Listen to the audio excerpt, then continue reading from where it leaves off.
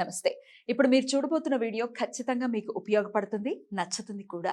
మరి మీకు నచ్చిన విషయం నాకు తెలియాలి అంటే ఈ వీడియోని మీరు లైక్ చేయాలి, షేర్ చేయాలి, అలాగే మన ఛానల్‌ని సబ్స్క్రైబ్ చేయాలి. మీ సపోర్ట్‌ని నాకు అందిస్తారు కదూ! ఓకే. ఇప్పుడు వీడియోని స్టార్ట్ చేద్దాం. నమస్తే. Welcome to our channel. నేను పద్మిని. ప్రస్తుతం మనతో పాటు ప్రముఖ ఆధ్యాత్మికవేత్త, ఆస్ట్రోన్యూమరాలజిస్ట్, వేదిక్ వాస్తు స్పెషలిస్ట్, శ్రీ విద్య హనుమత్ ఉపాసకులు, బ్రహ్మశ్రీ డాక్టర్ శివయోగి సిస్లా జయశంకర్ గారు మనతో పాటు ఉన్నారు. మాట్లాడదాం. నమస్కారం సార్. మా ఆయుష్మతి భవ. సార్, దిశల గురించి చెప్తూ ఉన్నారు. దక్షిణ దిశ కొంత భయపడుతూ ఉంటారు. సౌత్ అమ్మో! సౌత్ మనకు సంబంధించింది కాదు అన్న అపోహలో ఉంటారు. కొంత మీలాగా ఉన్నటువంటి వాస్తు పండితులు ఖచ్చితంగా అలాంటిది ఏమి ఉండదు. పడే వాళ్ళకి పడుతుంది అని అంటూ ఉంటారు. అలాగే ఏ రంగాల్లో ఉన్న వాళ్ళకి సౌత్ ఎంట్రన్స్ అనేది పనికొస్తుందో మీ ద్వారా తెలుసుకోవాలనుకుంటున్నాను. తప్పకుండా అమ్మ. వాస్తుశాస్త్రం ప్రకారం చెప్పినట్టుగా దక్షిణ దిశ పడే వాళ్ళందరికీ కూడా దక్షిణం పడుతుంది. అయితే మనం చేసే వృత్తి వ్యాపారాల్లో ముఖ్యంగా చూసుకున్నట్టయితే దక్షిణ దిశ ఎంట్రన్స్ అనేది పూర్తి దక్షిణానికి ఉండే దిశ అందరికీ పడదు.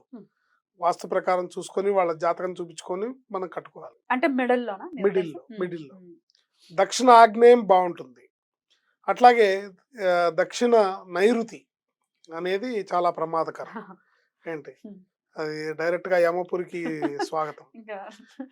కనుక జాగ్రత్తగా చూసుకొని దక్షిణాగ్నేయంలో ఎంట్రన్స్ వచ్చేటట్టుగా కట్టుకున్నట్టయితే చాలా బాగుంటుంది. అయితే ఏ వృత్తి వ్యాపార రంగంలో ఉన్న వాళ్ళకి ఇది కలిసి వస్తుంది అనేది మనం ప్రధానంగా చూసుకున్నట్టయితే ముఖ్యంగా ఈ పాస్పోర్ట్స్ కన్సల్టెంట్స్ ఉంటారు కదా, వీసాస్, పాస్పోర్ట్స్ కన్సల్టెంట్స్, తర్వాత అబ్రాడ్ స్టడీస్కి పంపించే వాళ్ళకి వీళ్ళకి బాగా కలిసి వస్తుంది ఈ దిక్కు అనేది.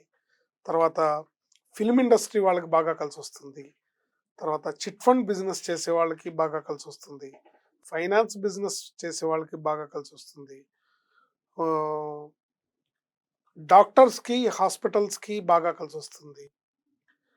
క్లినిక్స్ ఇలాంటి వాటన్నిటికీ బాగా కలిసి వస్తుంది. వీళ్ళు కనుక ఈ దీంట్లో ఉండి ఈ దిక్కుగా వాళ్ళు కనుక ఆ స్థలం ప్రకారం ఇల్లు కట్టుకొని అన్ని వాస్తు ప్రకారం ఉండి దక్షిణాగ్నేయం ఎంట్రన్స్ ఉంటే గనక ఏంటి ఖచ్చితంగా ఈ రంగాల వాళ్ళకి బాగా షైన్ అవుతారు. అంటే ఒక ముక్కలో చెప్పాలంటే తప్పుగా అనుకోవద్దు, సెకండ్ బిజినెస్ అంటే బిల్ లేకుండా చేసే బిజినెస్ ఉన్న వాళ్ళకి బాగా కలిసి వస్తుంది. ఏంటంటే బ్లాక్ మనీ అంటే అది చెప్పకూడదు, కొద్దిగా నల్లధనాన్ని బాగా నిర్వహించే వాళ్ళకి బాగా కలిసి వస్తుంది. ఎవరెవరైతే కోట్ల కొలది ధనాన్ని నిర్వహిస్తుంటారో వాళ్ళకి బాగా కలిసి వస్తుంది. మాట మనం చెప్పకూడదు, బట్ ఏంటంటే ఎందుకు చెప్తున్నామంటే తగిన సమాచారం ఇస్తే తగిన వాళ్ళు ఇది మాకు పనికొస్తుంది కాదు. సో అందుకని మనం ఆ రంగంలో ఉన్నావా లేదా, మనం ఆ పద్ధతిలో ఉన్నావా లేదా చూసుకుంటారు కానీ ఉద్దేశంతో చెప్పడమే. సో ఈ దక్షిణాగ్నేయం ఎంట్రన్స్ ముఖ్యంగా ఉంటే గనక స్త్రీల యొక్క శక్తి బాగా పెరుగుతుంది. ఆడవాళ్ళకి బాగా పవర్ ఉంటుంది. ఆ స్థలంలో ఉన్న ఇంట్లో ఉన్న ఆడవాళ్ళకి వాళ్ళ అంటే ఇంట్లో అంటారు కదా, ఆడపెత్తనం అంటారు కదా, అలాంటి ఇల్లు అలాంటి వాళ్ళకి అలాంటి గృహాలకి వాళ్ళకి బాగా కలిసి వస్తుంది. ఒకవేళ లేకపోయినా కూడా వాళ్ళకి ఆటోమేటిక్గా ఆ పవర్ వచ్చేస్తుంది. ఏంటి ఆగ్నేయంలో సింహద్వారం ఉండి దక్షిణాగ్నేయం ఉంటే అవును, కానీ ద్వారం ఉంటుంది. ఇప్పుడు నార్త్ లో డోర్ ఉంటే ఆపోజిట్ లో డెఫినెట్ గా ఉంటుంది కదా, ఉంటుంది. దాని ఇంపాక్ట్ కూడా ఉంటుంది సార్ ఆడవాళ్ళ మీద. మరి అట్లా కాదు, ప్రధానంగా మనం ఏది వాడుతున్నామో అదే ఉంటుంది. సింహద్వారం ఇంపార్టెంట్. సో దక్షిణ ఇంకా ఏ ఎంట్రన్స్ లేదు, దక్షిణాగ్నేయం ఎంట్రన్స్ ఉన్న స్థలాలు కానీ అపార్ట్మెంట్లు ఉంటాయి, ఇళ్ళు ఉంటాయి. సో ఆ దక్షిణాగ్నేయం అనేది మనం ముఖ్యంగా చూసుకున్నట్లయితే ఫారెన్ టూర్స్ కండక్ట్ చేసేవాళ్ళు, ఫారెన్ అబ్రాడ్ ఎడ్యుకేషన్ సిస్టమ్స్కి కన్సల్టెంట్స్గా వ్యవహరిస్తున్న వాళ్ళు, పై చదువులకి విద్యార్థుల్ని పంపించి వీసాలు, పాస్పోర్ట్లు ఏర్పాటు చేసి పంపించే వ్యాపారం ఉన్న వాళ్ళకి బాగా కలిసి వస్తుంది. చిట్ ఫండ్ బిజినెస్ చేసే వాళ్ళకి బాగా కలిసి వస్తుంది. లిక్కర్ బిజినెస్ చేసే వాళ్ళకి బాగా కలిసి వస్తుంది. ఏంటి డాక్టర్స్కి బాగా కలిసి వస్తుంది.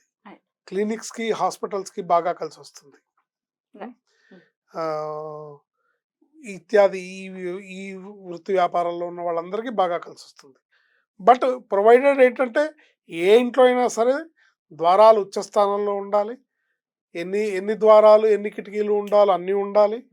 లెక్క ప్రకారం ఉండాలి. ఉమ్. ఏంటి ఓ కిటికీలకు కూడా లెక్క ఉంటుంది, ద్వారాలకి ఆ కిటికీలు. ద్వారాలు కిటికీలు లెక్కలు ఉంటాయి. ఎట్లా ఉంటాయి సార్ లెక్క, ఎట్లా ఉండాలి? 8 ద్వారాలు 8 కిటికీలు ఉత్తమం. ఉత్తమం. ఉమ్. ఏంటి 9 ఉండకూడదు, 10 ఉండకూడదు, 11 ఉండకూడదు, 12 ఉండొచ్చు. ఈవెన్ ఉండొచ్చు, ఆడ్ ఆ, నెంబర్ ఉండకూడదు.